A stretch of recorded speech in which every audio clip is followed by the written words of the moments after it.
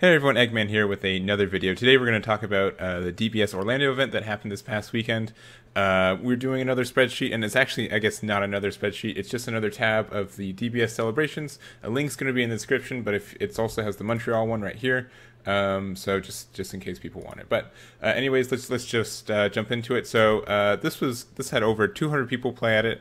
I think I got an original quote that it was over 1,000 people, which was like, man, that's a lot of people. But I think that was a little bit wrong. I think it was for the event in general. PPG was running a bunch of events that weekend, so I got the numbers completely wrong. So, but it's still over 200 players, which is a pretty sizable event. And compared to Montreal, which didn't even get 100, so at least twice as many people there. And also, if you look at the top 16 leaders, you can see it's a little bit more conservative than Montreal. No Rebrand, no Chilled, no Golden Frieza, but still pretty good diversity. I still think this is probably more just like, once again, just more conservative. We had 5 Janimbas, 5 Hoover Guards, 3 Pans, 2 Brolys, and 1 Dende. Who can guess who that could be? But the only big surprise I can think of is Vegeta Baby didn't get top 16. From what I've seen, there are a lot of decks that kind of had counters to that deck.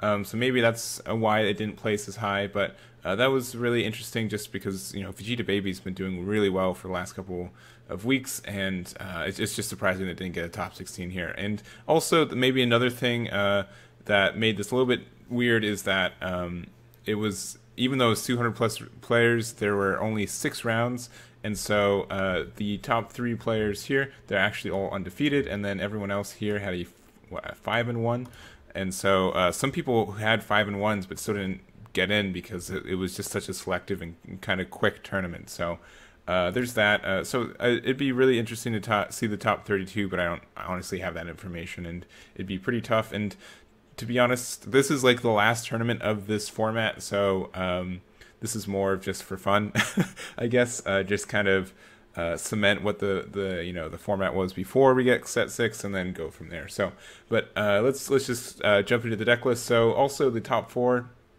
So Eon Hill won with Janimba. Diene got second with Dende, with I think his only loss in like 2 weeks of play. He lost in the finals, and that's really amazing. Like, because he won all of Montreal, and then he won everything up to the finals for this event. So that's really cool, especially with such an interesting and off-meta leader. I think that was really fun.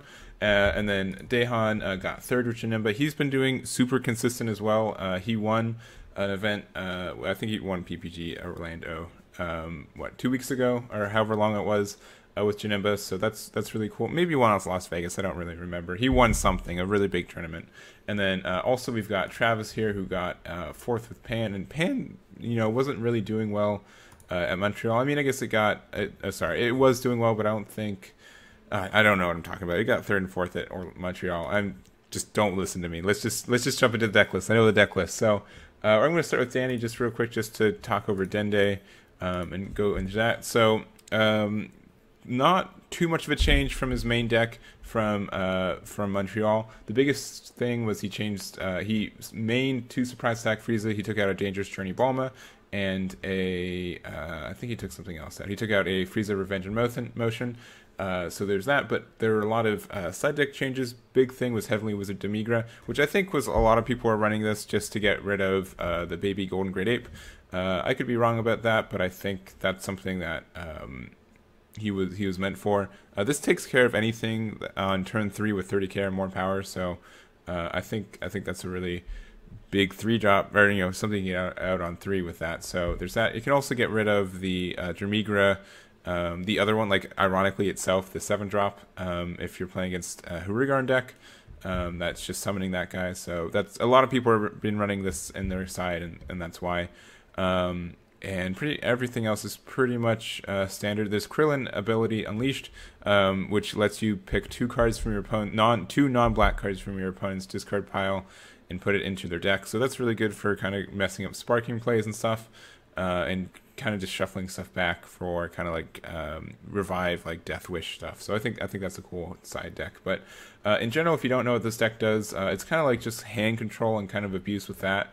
It has 2 1-star balls, and that's just to get some hand advantage. and most of the deck goes through just using Revival of the Emperor to get back your Friezas. Dende, since it's a burst 2 leader, it's really good at getting your Friezas into your drop area and then just playing with the Revival. So that's really good. And then also there's Golden Frieza, Resurrected Terror. This card's super good.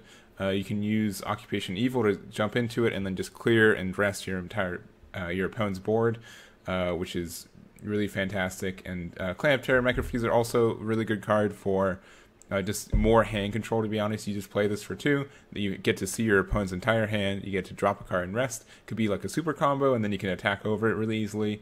It's just an example combo, so just really good at controlling your hand. And then you never really use the 7th Wish for Dende, but you do use the Migra if you play it, if you have it. This is just a really good win condition on turn 5, and in general, this is a really cool deck. Danny plays it super well. He makes it look easy, but it is not an easy deck. I can imagine just the amount of decisions you have to make and stuff like that, but it is really cool. It's a really cool deck, and it is, it's 12. So in Montreal it went 6, and so it went 9, and then at Orlando it went 8. So I think it went 17-1 over 2 events. So that's crazy.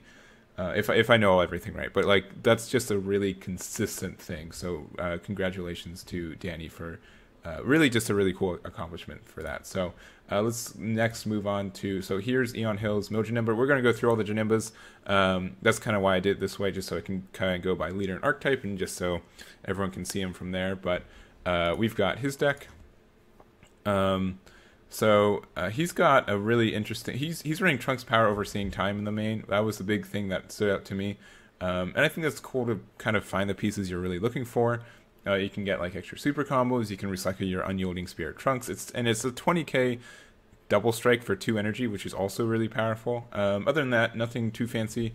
It looks like most people have kind of gone into the Sake Demon Childish Heart Janimba kind of build. I think it's pretty powerful and just really consistent for getting your cards out for that.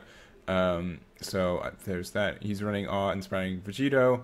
People either run this card or Deadly Defender, so that's his choice. Going into the side, he's got 2 Group Leader Prelofts, 3 Son Goku striving to be the best, 2 Unyielding Defender E Supreme Kai, which is the same as Ready Stance Son Goku, and then a bunch of the 1-drop kind of black card counters, and also some Toki Tokis. So I think Toki Toki is really good against in the mirror, just because you're able to recycle it back into your deck. And you can say that you can choose up to 0. So there's that, but also just being able to find any of your counters. And if you really need to find that, it's how you can run more Cronoa without having to you can have some flexibility with Dende and Kami like that. So we pretty much know what Mojanimba is by now. People have been playing it long enough, but there's also a Zeno button in the main, which I think is a really cool tech choice. You can just kind of, if you're going against something that's not running Bad Ring, you can kind of just use all your energy, and then your opponent's like, oh, they're tapped out, they're the fools, and then you can just drop Zeno button and kind of catch them off guard. So I think that's a really good tech choice, and just as long as you don't get punished with it. So let's go next to we've got Daehan's 3rd place build. So his, I think, is a little bit more aggressive, especially with the Awakening Talent Pans, just being able to self-awaken, and then also he's running 4 of the Supreme Kai of Time Light's Guide. So which pretty much shows that he's running aggressive, because you're able to just give your leader plus 5k. So there's that, and then drawing a card, and just in general, this just feels really aggressive. So and he's also running just a couple of like the black counter cards in main. He's not. Oh, this is a big thing. He's not running Sake Demon rocking out in the main, even though he's running Childish Heart Janimba. I think that was a really interesting choice. But obviously paid off for him, and just being able to invest your energy for the next turn without having to kind of sacrifice anything. So you can just do like Childish Heart, put it on turn 3, and then turn 4 you can do 1 energy to get out Demon Sword, and then you can use Demon Sword to get rid of something, and then you can play a Reality Bender, and then Reality Bender get rid of something, and or just use his attack and be able to mill some more. So I think it's really interesting. And there's also in the side, so he's got Mafuba's in the side, and he also has the demon rocking out in the side as well. But the other niche card I saw was Sneak Attack Vegeta. That card's really good. There's the only thing I don't like about this is that it can have some reverse synergy with Reality Bender, but he's only running 2 of them, and I think he's kind of under the mindset of he's going to usually have something on the board, especially with Childish Heart, and so it's not as important to get this card out for free because of that. So really solid deck, and really consistent too. Like being able to place third and first in 2 events back to back is really cool. So definitely watch out for him in set 6.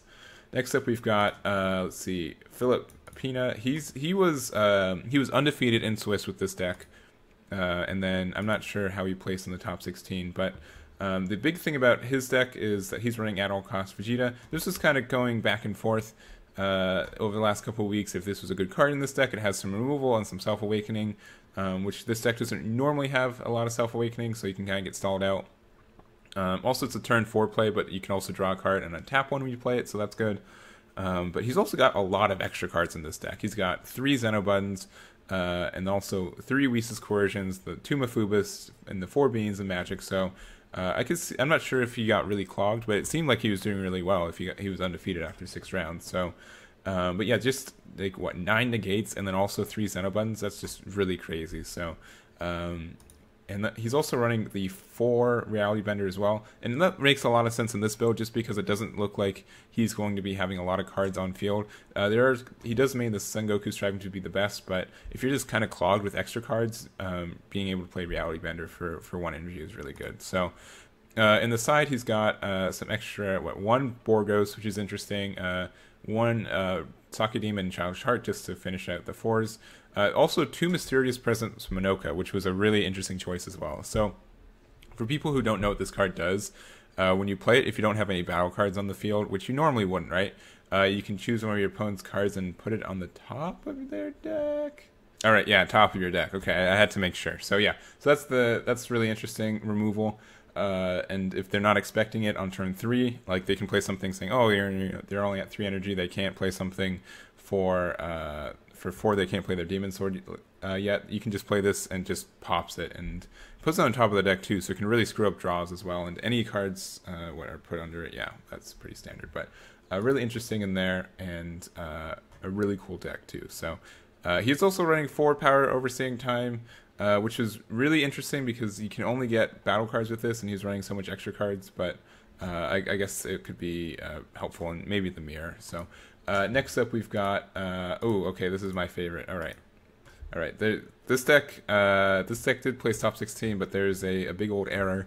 I'll give you 5 seconds to figure it out. 1, 2, 3, 4, 5. All right, you figured it out, or did you like pause the video and then skip 5 seconds?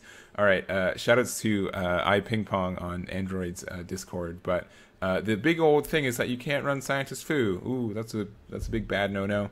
Yeah, you can't have anything with 5 cost or more in this deck, and side deck's part of the deck because of how the rules work. So really, I don't know if he got in trouble for that. So, but don't run Scientist Fu in your Janemba decks. It doesn't work out. If you listen to, most of the reason I caught it was because I was listening to Joseph's interview, or when I interviewed Joseph last week about how he did at Montreal. He won a game because someone just played Scientist Fu in Janemba. So hopefully which was really funny, like having it back to back, but hopefully it does not happen again. Besides that, this deck looks pretty standard. Group Leader Pilaf is kind of his tech choice, and also 2 Tokis. So I really think he doesn't want to lose the mirror, but also being able to find your commies and time control. Ready Stance and striving to be the best in the main is interesting, especially when, like, I see these cards when you're not running the Sake Demon, because you kind of pick what you want to do. You either want a Sake Demon 1, Childish Heart and 2, or you just play these on 2, right? So it seems like there's kind of a bit of a race condition there, but that's fine. And like 1 Furthering Destruction Champa and another one. So this is kind of a weirder build, and like 1 Borgos, some Awakening Talent in the Awakening Talent Pan in the side for like being able to awaken. Also some what deadly defenders in the side. Yeah, I don't know. This deck was really interesting, and just like it has like so many like 1-ofs and 2-ofs. I don't really know how to dissect it. It just looks like you have an option. Like you can never have a not option, I guess, but the chances of finding it are slim, right? So, but it looks like it went well enough, maybe because he could draw 2 when you're not supposed to. But enough joking with that. So next we're gonna move over to the Hoover Guard archetypes, I believe. Yes. So here is. Hoover Guard didn't get top 4, but it had a lot of people. I think there was what, 5 people in the top 16. So here is Marcel Russell's version of it. He he just loves blue-red aggro, right? Like he's gonna play this deck in the day he dies, right? So that's pretty much what he's running. And so there's intensifying power trunks and saying Kaba, just put early game pressure. And then there's like Digging Deep Vegeta, which can do the same thing. 4 Foreseeing Hit just to end the game on turn 4. 3 on the Minosha and Hoover Guard just for the extra card advantage. 1 of each black card with Toki Toki just to also be able to get whatever card you want. Some Raging Spirits and Gohan just for some defense, but also some aggressive the next turn. And some Scientist Food that he can run. 2 minus Kidley Zone is a really interesting choice just to make it so you can't get Crusher Balled or Cold Bloodlust, I think.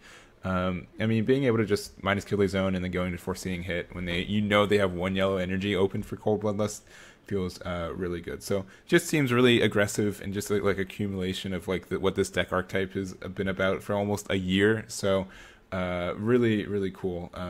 And in the side, he's got the Chain Attack Zeno. And in general, it looks like the side's just meant to kind of go slower mid-range and being able to just run Chain Attack Zeno and these plant M2s. He's also got like 1 Heavenly Wizard Demigra and some Haru Haru for the yellow matchup, but seems super solid. And he's like the best aggro player that's around, and he's been playing this blue-red for like ever, so not super duper surprised about that.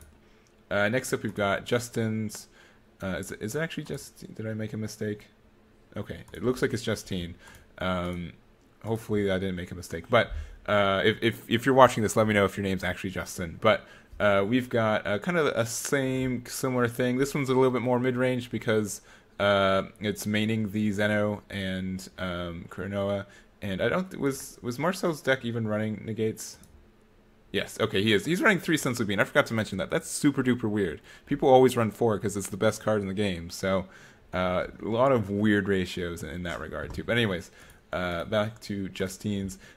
We've got so yeah, just a little bit more defensive mid range, just because he's also running the Mafuba. So he can be aggressive and put pressure. But it's looking like the idea is just to survive until Chain Attack, play that, and then get some advantage from there. So there's more defense in the side.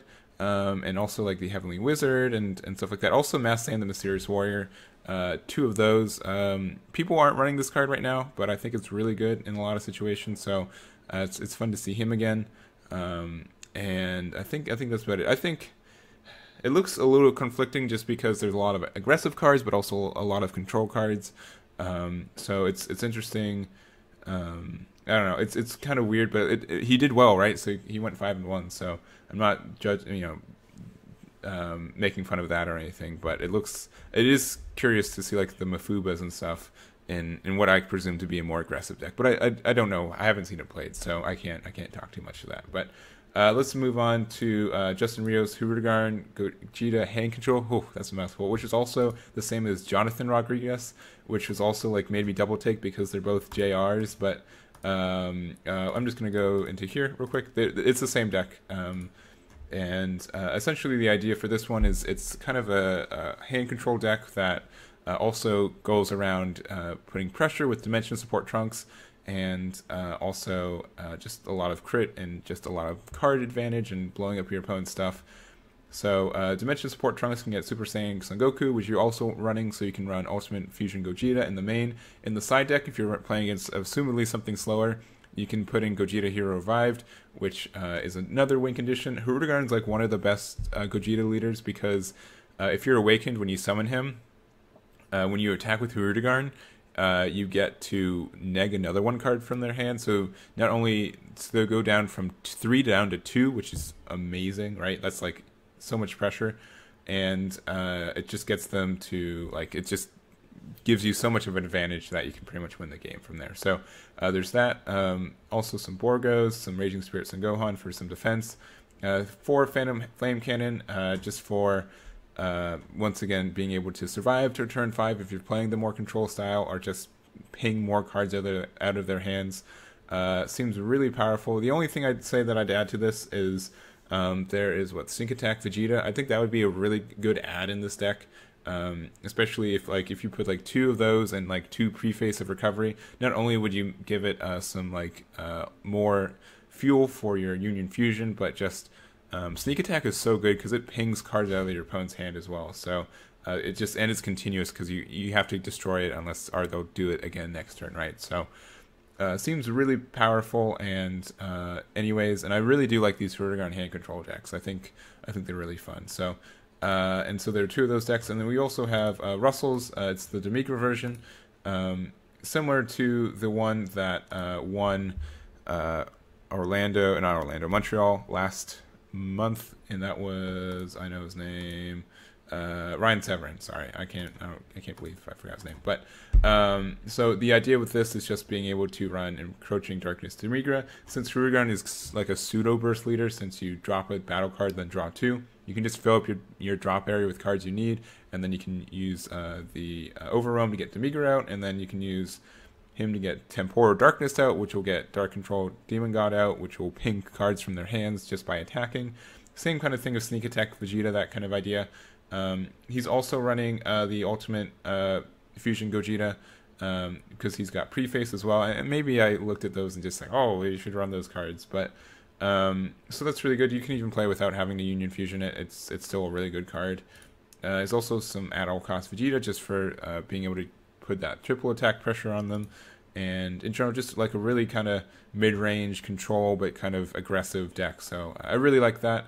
In the side, he's got 2 Fu Shroud and Mystery, which are really powerful, and also the King Yenma Soul Supervisor is an interesting choice. It's kind of like that Krillin one I was talking about in Danny Hype's list, but it's just you choose 2 non-black cards from your opponent's discard area and put them into their deck, and so if it can mess up their sparking and other things, once again, like cards that are, or decks that are trying to like revive with Child's Wish and stuff, you just do that. And something that a lot of people forget is like the Broly, Path of Greatness deck. That is he needs Sparking 7, and Broly's like not super good at putting cards in their drop area.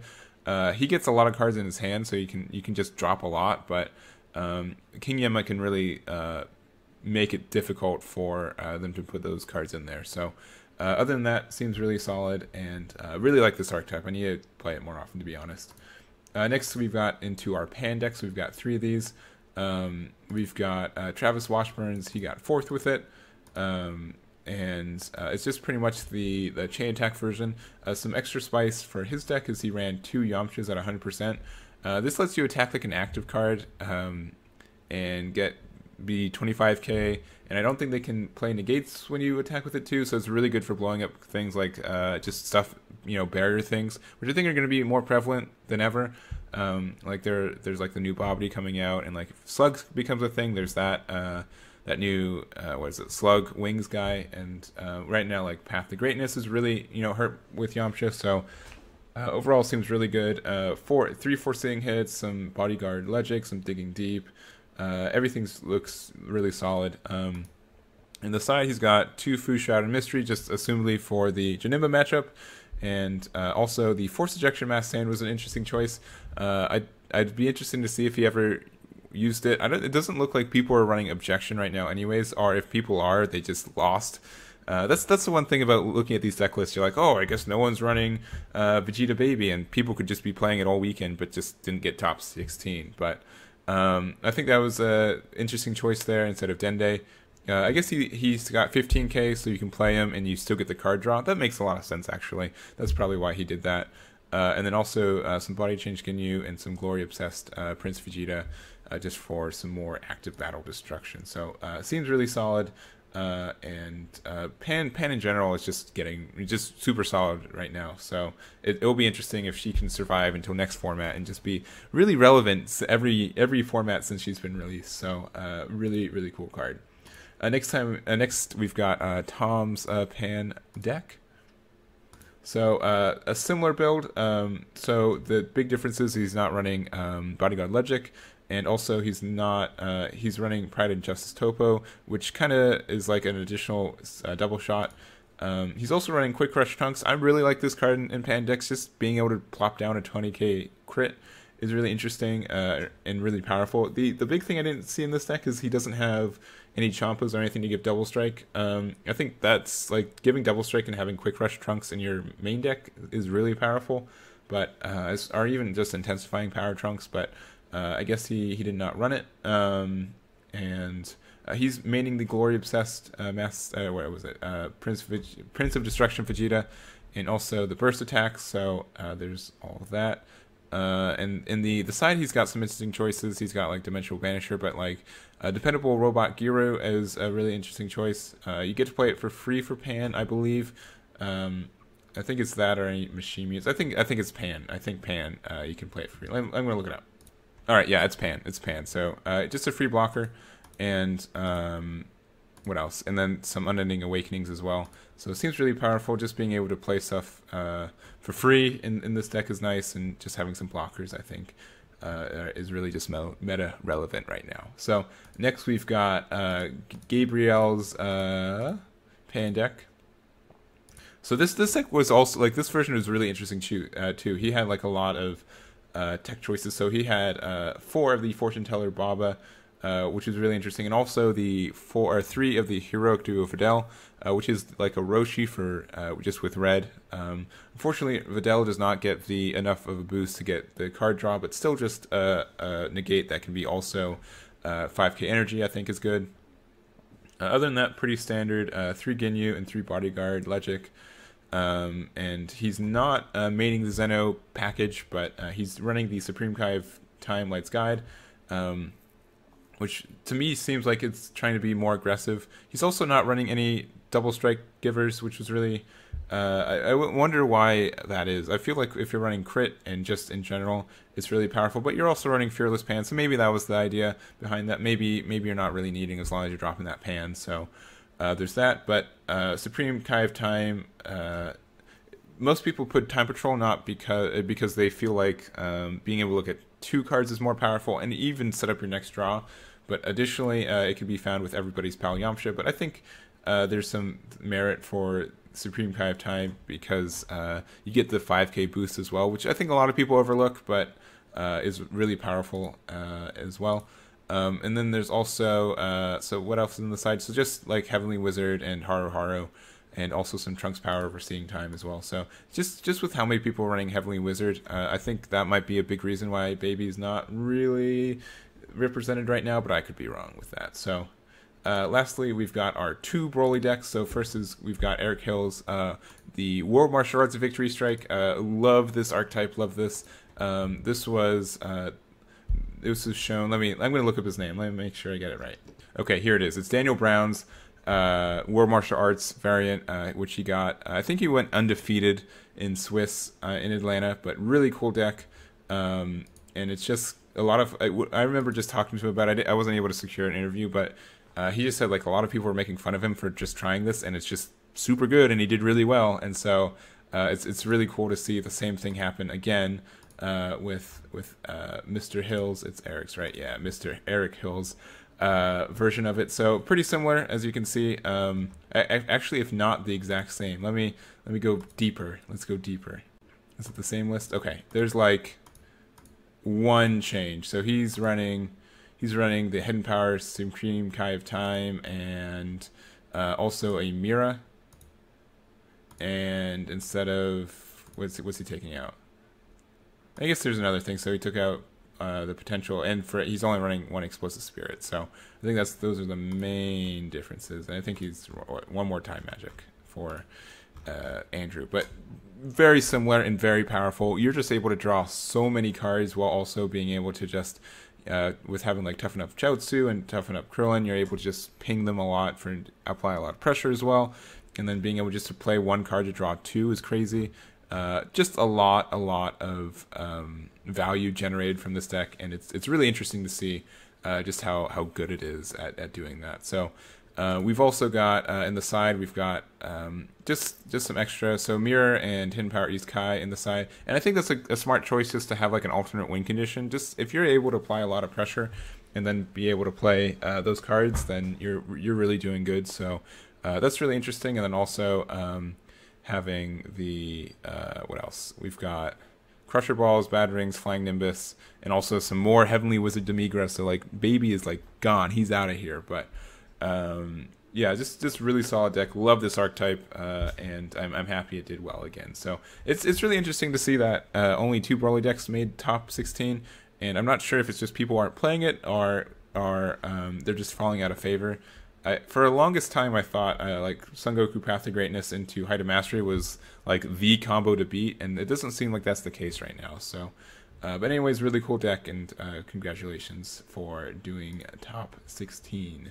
And also Andrew Brown again, like love that deck. And I think, is that it? Okay, we've got also Eddie St. Hilaire's, the last top 16 deck we're covering, because Chris Corden did a little nasty and he just said, look at my team's deck list, and then it didn't get top 8, so I don't know what it looks like. But we've got this it's just more aggressive swap, and which, you know, just what we're really used to. No Path to Greatness, but just being able to put a lot of pressure. The biggest thing that I noticed was the Zarbon, the Emperor's Attendant. This card is really cool on the idea of just being able to put your cards back from rest mode to active mode. Where I could see this being really useful are your blockers in general, or even if you have cards out that are just sitting there that have already attacked, your opponent's not going to blow them up when they're going for game. So being able to play like Zarbon to like untap them, I think is really powerful. And I think I could see this being played in more like a defensive decks too. But I think that was a really cool choice. So for example, if you had like Diene out and they like attack with like a 15k or something and they don't block it, you can just play like Zarbon, untap it, and then like maybe do like another 10k or something, and then you've got another blocker. I don't know if that's what he used it for. Maybe it's just used for Bardock, the same kind of idea. You block with Bardock, they try to combo out of it, you just use Zarbon to restand it and then combo out of it, and then they've got another blocker they have to deal with. So maybe something like that. I actually don't know, but really interesting choice. Everything else seems pretty standard. 4 Cold Bloodless because he is cold. We've got some Power Charge Bardocks in the side just to go from 2 to 3. And we're also, the biggest thing that I noticed too, that was there wasn't any of the what's her name, Videl, Caring Mother, which I thought was also interesting because of Zarbon. They can attack with something first, and then you can be, aha, Zarbon, now my mother is safe from you attacking into it, so I get another card draw next turn. But that doesn't seem like it was the case. But whatever, he got top 16, so who am I to judge? And then also just some Haru Harus, just because Haru Haru is just awesome when you're being an aggressive deck going against other yellow decks. Unfortunately, there's only like one other Bardock in top 6, or not Bardock, Broly in top 16, so good luck with that. And there's no green. But yeah, really cool deck, solid. I talked about Zarbon for like 2 minutes, so you know I like it. And I think that is about it. So if you've made it this far, you are the true MVP. Let me know what you guys think about this event. Once again, the meta is going to change completely in like 2 days, so this could just be all superfluous, but I just wanted the information out there. Link to this is in the description. It also has the Montreal stuff if you're interested for it. And that's about it. So thank you guys so much for watching, and I'll catch you all next time.